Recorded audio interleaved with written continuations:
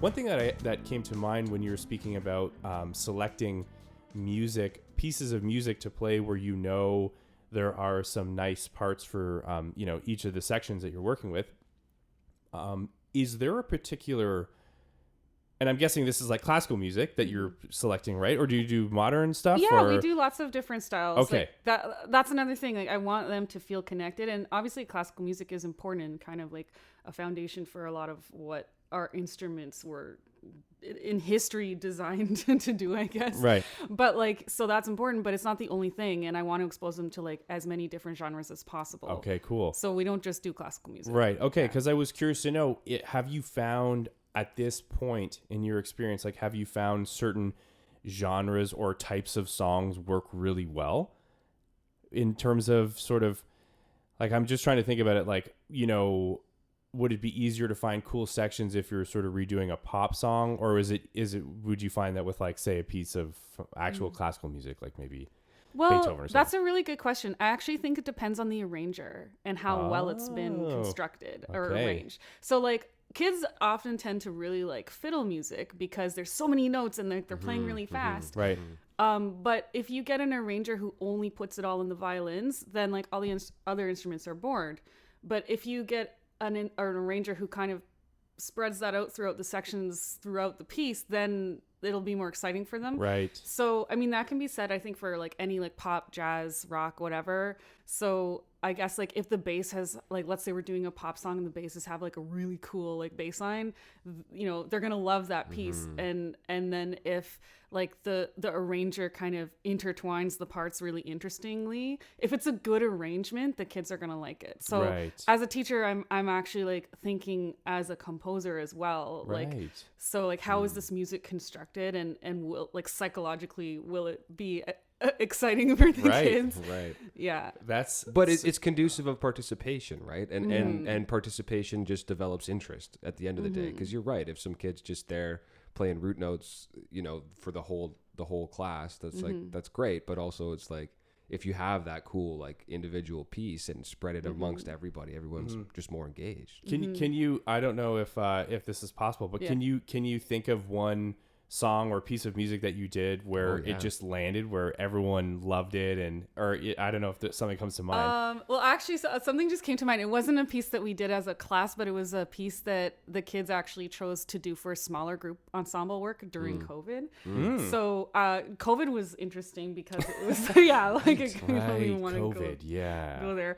But we did a lot of online stuff, and we actually did some of those online videos. And I actually asked the grade 12s like if there was, because it was their last year in that, like I felt so bad for them because I'm like, oh, your grade 12 year and it's COVID. So like, what do you want to do? Like, what's one piece that you've never done that you want to do that like maybe I can facilitate doing, I could facilitate you performing online. And so this one group chose the song Jai Ho from oh my gosh, Slumdog Millionaire. Okay. Composed by A.R. Rahman, the composer. Okay, right. And so it's really upbeat. It's really cool. There's a lot of really interesting rhythms in it. And they really wanted to do it, but there was like no string quartet arrangement for it. Right. So as a group between the students and myself, like I facilitated them, but I had them kind of do their own arrangement of it. And then I asked them, like I put a solo section in the middle. So I asked each instrument to come up with their own solo in that solo section. Cool. And then it took a few months, and they're in grade 12, so they could do this. I wouldn't give this to grade 9s. Right. Grade 9s, I'd just be like, here's the notes, learn it. Right. But grade 12s is like, no, we can play with this.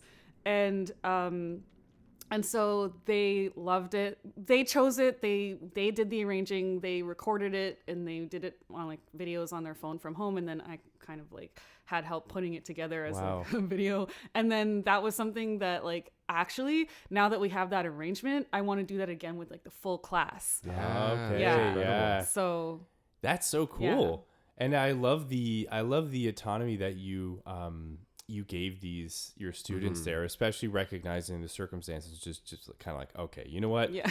Things are pretty wild right now. Yeah. Like, what do you want to do? And also like, encouraging you, or encouraging them to sort of take the reins and really make it their own, right? Yeah. Because that's sort of tying back to what you were saying before in terms of one of the strategies of you as an educator, as an instructor, is to sort of, create the means so that, or provide the platform, whatever it is, so that someone is able to just learn themselves and kind of, again, collaborate, like all those things. Also, I just want to say, no surprise here as a teacher, but like the amount of hats that you wear, as like, I can't believe it. Cause you just talked about like the last thing you said was like, so I did some video editing at the end. I know. It's just like, oh my gosh, you're like the all-in-one production house. You're like playing, teaching, talking about like, I'm sure time management, talking about how do you get along with other people, Oh, that too. Yeah. And then now putting all that, or more recently rather, putting that through the virtual platform and then having to do that. Oh my gosh. Wow. So kudos to you. That's amazing. Well, that's actually a good segue. Let's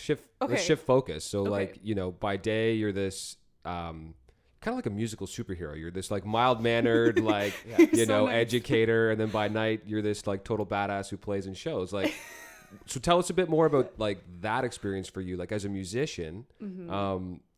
What are some of your favorite aspects about playing live, playing with other people, doing like more things that like a little less of like, this is the curriculum, this is the education piece, and now I get to have fun and also like, kind of pursue that thing. Like what are some of the things that you get out of performing live and just kind of collaborating you as a musician yourself? Well, I love learning from other people and playing with other people and seeing how talented like the people in bands that I play with are and like getting ideas from like what they do and stealing them. So it's kind of like it gives me like tools to work with and then to like bring to my students. So it's very kind of like selfish actually. Like I think of the music that I do at night is more for me and then the music that I do during the day is like for the kids. So it's nice just to be like when I'm playing and performing just in bands or in orchestras or whatever I'm doing, it's nice to be like part of a big group and not necessarily the facilitator of the group or like the conductor or the band leader or whatnot. Like I love that role, but I also love being the musician and it makes me see it from the student's perspective as well. So, so it's like, it's actually like professional development, but but it's also just fun. Like I also love just being in the spotlight too. And like having a violin solo and everybody like thinking it's cool. And yeah, of course.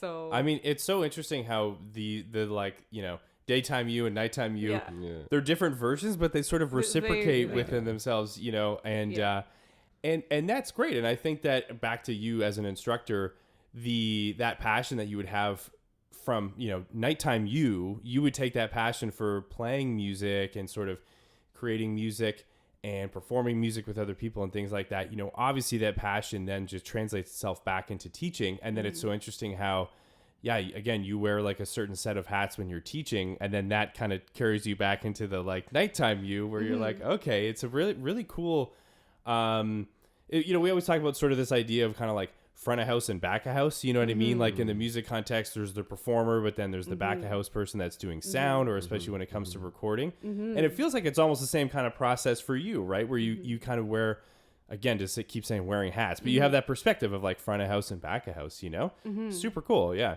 And also like two different styles of learning, right? Like like for me, I've never had formal education in music, but like especially when I was younger, I would learn just by watching other people or being like, oh, what did you do there? Like, how did you do that? How did you, do that little riff or lick or something, right? So I think like as a musician, like for me at least, like that's something that resonates because that's how I learn, right? It's just kind of interacting with other people. Well, it's like so interesting that you mentioned that because that is another reason I like playing in bands because it stretches my mind in that different way. Because when I was a kid, I went through like classical training and I didn't know like violins could play in rock bands until like I heard Dave Matthews. It would be Dave Matthews for sure. Yes. Yeah. And that was an electric violin too, right? The thing that the guy played, or was it? I don't remember. I think it was. I don't know. I've been to like some Dave Matthews concerts and he seems to be playing like a regular violin, but just like maybe with a pickup or something. Right. But I don't know for sure. I would have to like research that. But I'll take your word for it. Yeah. I think you know better than me. So yeah. Boyd Tinsley. He was like the first violin sound that I heard in a rock band like in my teen years. And I was like, what is this? Right. Hold on, you can do that? What? Yeah. And then after, like, since then, I kind of just like found more things. Like Bob Dylan had a violin sometimes, and like the Beatles had violins, obviously. And so then I started like trying to learn all those things. But because of my classical training, like I would want to have sheet music in front of me. So I would actually like take a Dave Matthews solo, and then we didn't have like things that could slow down the music, so I would just, because I'm that old, so I would just like on my like tape player, I'd be like rewind it, go back to that again, rewind it, and like listen to it 100 times and write out as many of the notes as I could get, so that I could have it on sheet music, and then relearn it from there. And that was like such a good exercise for my ear. And then I would memorize it note for note. So basically I was lifting the solos. Right. And then people would play Dave Matthews and jam, and I'd play the solo and they'd be like, what? How did you even do that? Right. I'm like, no, that took like hours. Yeah. Like, that took like, That was no big deal. Yeah. It's like, that wasn't off the cuff. I didn't that just was like a lot of, figure that out. But then over the years, that was kind of like the first step into learning by ear. And then when I graduated university, and then like my friends from camp, they still wanted to jam and play in bands. And so they would have their own music that wasn't on a CD or anything, and I'd have to learn it in rehearsal and then remember it for the next rehearsal. And so that was like a brain teaser for me, because I was used to just having music in front of me. So it took me like years to get better at learning by ear. And that's actually something I want to teach my kids from the start, because I wish it was a skill that I had learned since I was a kid. So like you were saying, like just learning from other people and like kind of hearing them and playing and using your mind in that way, that is such an important skill. I think it's just as important, if not more important, than reading. Yeah, like sort of the duality of it, right? Like we always, with a lot of the young people that we work with, we just say a lot that like there's no rules to music, right? There's no right way to do music. You know, there's some wrong ways, and there's some ways that like might help you sort of build that foundation and understand why things might work better than other things, but there's no right way to do it at the end of the day, right? So it's this sort of confluence of those two like trains of thought of like, you know, that formal education and this is why things sound good in this context, and also just this is music, have fun with it, and just make a mess, you know, to a certain degree, right? Yeah. Yeah, and that's like, it's something I think that you've continuously highlighted this throughout, is it's just like the idea of, as a musician, a big part of that is playing with other musicians, right? Because it's like there's this notion of collaboration. There's this idea that you're almost, you know, you're members of a team and you all have this shared goal. You're this performance, you know, you all want to do your best individually so that collectively as a group you're able to perform and do it to the best of your ability. But then also just this idea that there's so much learning that's involved when you are playing with other people. And it's like another way, just like a performance, it's another way when you sort of take the stuff that you learn at home by yourself and all the homework that you've done, now you're putting into practice, and you're kind of like, oh, you know, I did okay that time. Or maybe like, oof, like I got blown out of the water there. You know what I mean? And it's interesting that for yourself, and I think for a lot of musicians, but as you've identified it for yourself too, it's just that idea of knowing when to kind of drop the theoretical, the more like technical approach, and when to feel it and when to use your ear. And like, it's all important. Like it's sort of like the idea of there's no right way to do it. It's just like, that's all good stuff. You know, it's not to say that one approach is better than the other. It's just kind of all part of the process. But man, it's just so eye-opening when you play with other people, because it's kind of like, I always use this analogy of the double Dutch jumping rope, where it's like you might do skipping, like do a jump rope on your own. But when other people are doing the rope and you got to find that rhythm and then jump in and jump out again, it's like that's jamming on a solo in a song that someone else wrote. You know what I mean? And it's just like, that's also a skill in and of itself, where you really only are able to hone that craft and hone that skill when you play with other people. And you do that enough times that language becomes familiar, you know? And again, so it's cool to hear you say that resonates for myself as well. Just, I remember being young and I kind of noodled around on the guitar, but then pretty early on went into lessons. And I remember for a few years that followed, a big part of me growing as a musician was kind of leaving that stuff behind and forgetting about it. And that also happened to coincide with playing with other people. So it sounds like the genre of rock, or at least approximately, that was the thing that kind of pulled you out of your more classically trained.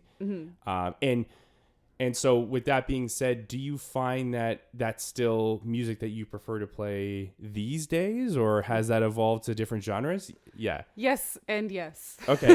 Right. Yeah. Like I just love playing in a loud rock band, honestly. Yeah. It's so much fun. Yeah. And it's just like the power of drums and bass and electric guitars and a singer and everyone. And then I'm like also playing. It just feels so good to be part of that. Yeah. That vibe. Like literally, like one time I was playing in a band that was so loud that the drums were vibrating the floor, and I could feel like the vibrations in my skeleton as I was playing. It was so cool. Yeah. So that's why, I mean, I like the songwriting of rock music and stuff too, but I also just like how loud it can be when you're on stage.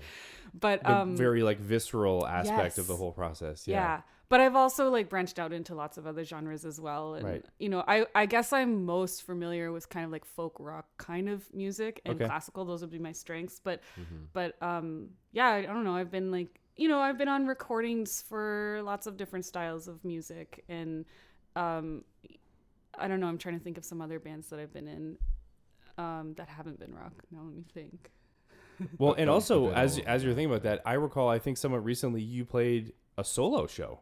Is that correct? I did. Yeah. Oh, wow. So this Thanks is sort for of, this is the opposite of that, where you're like, you know, in a big rock band where it's like super loud and you happen to be this like lovely addition to the sound. And like as a spectator, I'm sure anyone in the crowd would be like, oh, cool. This band's got a violin player or viola player, I should say. But yeah, you recently did a show where it was just you with your plug-in viola. Is that right? Yeah, my like exactly. So, but it wasn't just that, because I ended up bringing like everything in the kitchen sink from my my basement.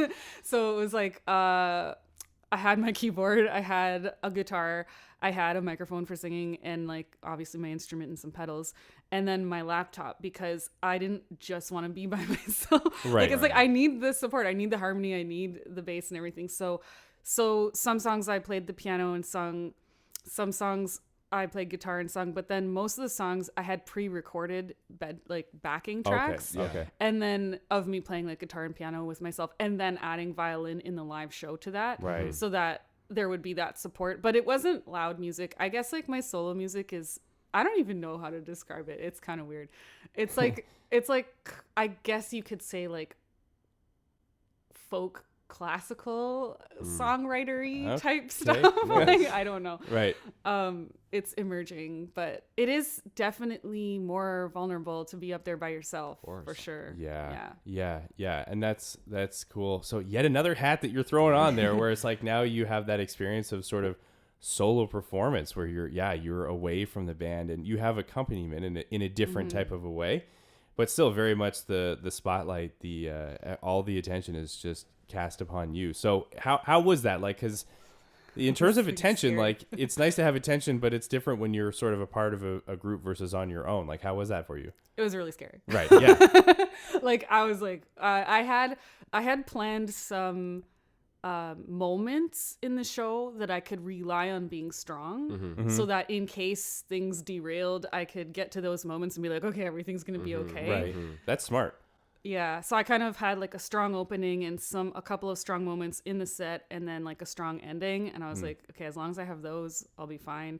And stuff did go wrong. Like, well, this is live performance. Yeah, like it's all part of it. If it doesn't go 100% as planned, like you didn't do something right. Yeah, something's wrong. Yeah, actually, yeah. Yeah, like I had like the mic stand accidentally was in front of the left hand of my piano, like my keyboard. So as I was playing, I didn't even realize this, and I was like trying to play, and I was like, oh no, it's in my way, but I need to sing into it. I'm like, what do I do? Do this? And then the backing track was going, so I'm like, I can't stop. So right. I just kept going for half the song, and then somebody noticed like in the audience, and they came up and moved it for me. Nice. And then I was fine, but it was like the teamwork, right? Yeah. It was like everybody's, and that's the thing I learned about that show as well, obviously, is that it wasn't a solo show. Right. It was like there were so many people that influenced me to be the player I am, and then so many people that helped me with the tech, and then some like audience, you know, giving me positive energy that helped me to keep going. Right. So I don't think like, okay, so I have another one coming up, but after that, cool. I don't think I need to do any more solo shows for a while. But it definitely is a lot different than being like an instrumentalist within a band. Mm-hmm. Right. So. That's interesting. And also I was going to say, that would for sure be Wes. If you were in the crowd, you'd be like, someone's got to move that microphone. Yeah. We got to get that microphone. I would tackle that. Yeah, like that left hand is being blocked by the microphone. Something needs to happen there. Yeah. And like that would be me too if I was in the audience. Yeah. But when you're on stage, it's of course, like your can't, mind's in a million Yeah. places. Yeah. That's funny. That's great. So in like, John was saying you were coming on the podcast, and one of my all-time favorite like violin, viola players, singer-songwriter, classical folk people is Andrew Bird. And so I was just listening to a lot of Andrew Bird the last few days sort of in preparation of this. But you talk about sort of your styles of music, but one question that we always ask people on the show, what are you listening to these days? That's such a good question. Yeah. What kind of music? Like, is there something, a genre, some artists in particular? Like, well, I mean, like a really big influence is Dave Matthews. There's this other artist called, I think their name is called Wake Owl. okay. That they kind of have like just, guitars, and they have this violin in their band that plays really sparse solos. And I learn a lot from just like, you don't have to play a lot of notes to sound good. Right. So, and then, what else am I listening to? Hamilton, the sound, Nice, the musical. nice, yeah. I mean, like, I'm never going to stop listening to that. And Third Eye Blind, the self-titled album. Oh, yes. Yeah. Listen to that a few times. Yeah. So, but like, I tend to listen to music, like, I tend to try and listen to music with strings in it just to get ideas. But then the Third Eye Blind was interesting because it doesn't really have strings. Like, there's some moments, but it's a few not peppered in, but otherwise it's like that's a rock album. Yeah, so I have to learn from guitars and from bass and stuff too. So I'm trying to listen to music that doesn't have strings in it as well. Right. Yeah. But would essentially assume the same role, I guess, right? Like if you're hearing certain guitar parts and like maybe a guitar solo, and it's cool with recorded music too, because then there might be like multi-tracking. So I suppose like in a way, correct me if I'm wrong, it sounds like what you're saying is when you listen to that stuff, you're like, well, this isn't a violin, but I can almost kind of envision it being one. Yeah, right. yeah. Like there's a song by I think it's Phil Collins. I forget what it's called, but something about the night it was like the night kept going or something. Oh my God, it's a classic song. And it's I wish I knew. I have Sorry. to go on my phone to figure out the name. Like I'm having a blank. But anyway, I had to learn it for someone's wedding for like the party, and it has like this crazy like brass solo in it, and it's like all these notes, and I had to learn it note by note, and it was really fun. So yeah, every once in a while I try and listen to something that has like a different instrument, like even like jazz, where there's amazing like saxophone solos, and maybe it wasn't intended for the violin, but I'll try and learn that solo anyway. That's cool. Yeah. Yeah, that's very cool. And a great way for you to continue to hone the craft as a musician, right? To sort of to recognize that even if it's a different instrument, you can still kind of bring it back to your comfort zone and sort of play it through that filter, I guess, as it were. So here's a funny one. Also something that we like to ask, although not all the time, but what is some music that you listen to that like anyone who knows you would be surprised that you listen to? So this may fall into the category of like guilty pleasure or just something where, somebody might be like, really? You listen to that artist? Yeah. Okay. Just like going through my iPhone, like shuffle stuff for a second, like in my mind. I kind of like Justin Bieber. there we go. That is Perfect the definition. example, I really like this sounds crazy, but I liked the song Sorry because like I just like those types of little hooks. Yeah. And that just like is in my brain sometimes when I hear it. I'm just like, yes, I'm going to listen to this whole song. Right. Well, and that seems to sort of reiterate what you just said a moment ago, which is sometimes the phrasing is quite sparse. But it has that impact and is very powerful, even though it might just be that da da da da da da da. Like it's not like a full melody line or something like that played by a violin. But those types of things are so cool because no matter who you are as somebody who's into music, like everybody can understand and like hum that little thing at the end of that, right? Like Dave Matthews has a lot of that where it's like nobody knows what he's saying 90% of the time, but there's like little musical like lines that you can walk away from a show or like an album and be like, oh yeah, like those were cool, and you can kind of like hum them, right? So it's very accessible, those little types of things, right? For all kinds of different people in the music spectrum. Yeah. I appreciate that. Does listening to Justin Bieber help you connect with the folks that you teach? I think they're probably too cool for Bieber right now. Oh, okay, right. Maybe right. not. Who knows? Yeah, if anything, you're like, hey, who likes Justin Bieber? They're like, oh, come on. Yeah, miss, that was so 10 years ago. Yeah, he's exactly. not on TikTok. This is Exactly. Like okay, this is so weird though. They loved the Wellerman. So when that came out, what's that? I showed you that video that guy playing it's like a sea shanty. Sea shanty, yeah. And there is like a version with fiddle in that. Oh, cool. And they all wanted to learn it, and I was like, "What is this? I don't even know what TikTok is." So like that's how I learned what TikTok was. Right. I'm such a nerd. I'm so old. Yeah. Hey, we're right there with you. You know, like we just found out about Instagram, so no, I'm just kidding. We just started using it though, begrudgingly. But Daniela, thank you so much for your time. Really appreciate you sharing all these stories. It was really nice to get a sense of, you know, just how your life intersects with music and you know, the impact that you have on a lot of young people and just kind of having fun with it. So thank you for sharing that. Yeah. Thank you for having me. It was so much fun. Yeah, that's great. And again, kudos to what you do. And it's so amazing that you carry this passion, whether it's daytime you or nighttime you, you know, you bring that passion for music. So it's amazing. And yeah, thank you so much.